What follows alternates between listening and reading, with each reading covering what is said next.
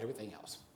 In this realm of thinking, we must, to the maximum extent possible, understand why choice and relationship are key to the therapeutic alliance. And just today, someone told me, well, people cannot rationally exercise informed choice. Well, if that's the case and you recognize it, help them cultivate it. We must encourage healthy risk-taking and understanding that all interactions, including the interactions between you and caring professionals and peers, entails some risk, but that the potential reward is great. Just like character formation, and I have no children, but I love children as long as I can send them home. But just like character formation with children, and sometimes with adults, takes time and responsibility and example, so too does choice take time and cultivation. Easy to say choice, but what we believe in a choice that promotes what? Equity and justice. Not all choices are worthy of our consideration, given the situation that in this country, we were once what? 3/5 of a person. I don't think we can forget that. We cannot presume that it will occur just because we desire or wish it to be. It takes hard work and understanding, and appreciation for the fullness of the person we are connecting with, and avoiding snap judgments incapable of reversal or refinement. Even where I sit, I know how it feels to be an outsider. But this fact alone does not discourage me, no. For as I have learned long time ago, the other, if you will, has certain advantages. And we must always say, I'm still learning, even though I've been in this work 30 years. Anyway, the other has certain advantages. And we must all learn to take advantage of our disadvantages. I point this out not to criticize, but to let you know that struggle is ever present, that it continues even among those who are allied with us. And we must ask those who are allied with us, why are you supporting us? Because the reasoning is important for the future, not only for the present moment. You know, the reasoning. I'm interested in your reasoning for supporting us. Because you know what they say? Politics makes strange bedfellows.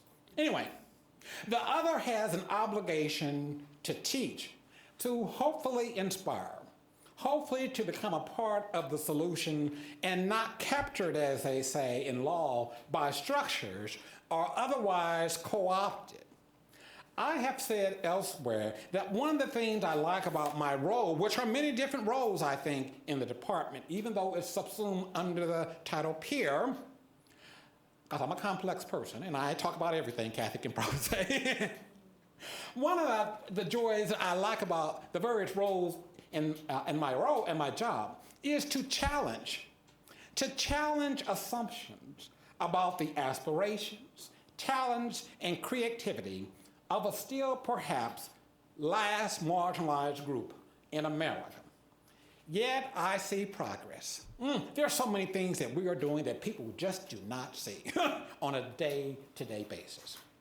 But like the Reverend Dr. Martin Luther King said, and I like Malcolm X too, it's possible to balance, to have a type of ambidexterity, if you will, in terms of who you like and love. It's possible to have two conflicting views at the same time simultaneously.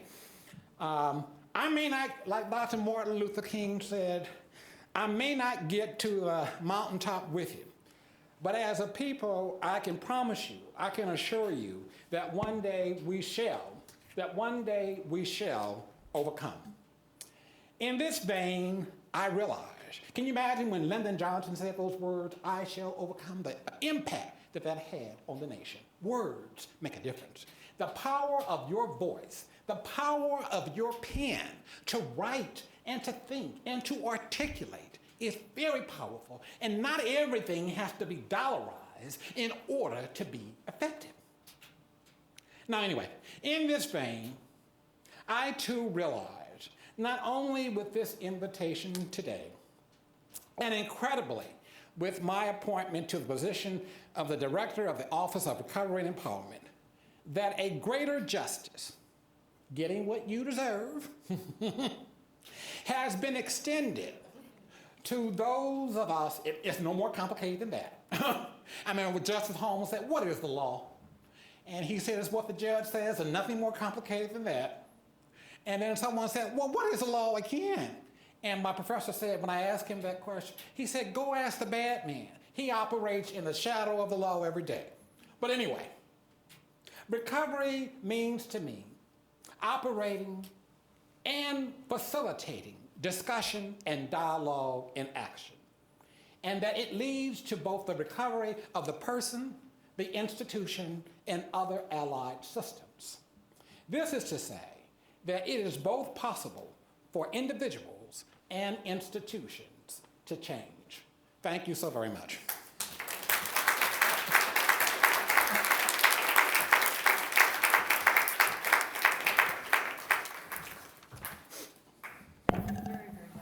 And that concludes our program. I really am grateful for your participation.